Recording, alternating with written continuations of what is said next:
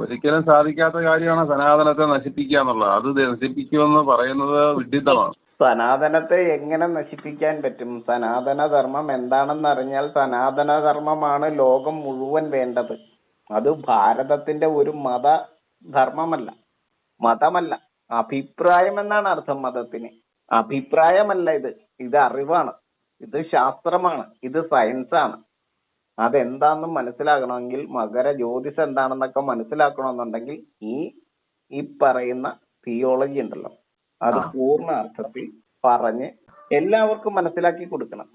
30 കോടി ചരാചരങ്ങളെയും പുനർസൃഷ്ടിക്കുന്നതിന് വേണ്ടിയിട്ടുള്ള സർവശാസ്ത്ര നിലയമാണ് ക്ഷേത്രങ്ങൾ.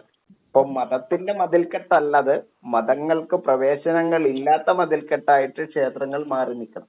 അതാണ് നമ്മുടെ ഇവിടെ ഉള്ളവർക്ക് അറിയേണ്ടത്. ക്ഷേത്രങ്ങളുടെ ഉണ്ടാകുന്ന കാലത്ത് മതമില്ലല്ലോ.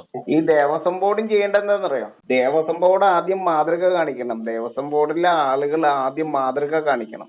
സർവ്വ ജീവലോകത്തിനും പ്രവേശനമുള്ള, ജീവലോകത്തെ സംരക്ഷിക്കുന്ന, ഇടങ്ങളെ തീർക്കുന്ന ശാസ്ത്ര നിലയമായിട്ട് ക്ഷേത്രങ്ങൾ മാറണം. ശാസ്ത്രത്തിൽ വിശ്വസിക്കണം. വിശ്വാസികളാവണം ക്ഷേത്രത്തിൽ വരേണ്ടത്.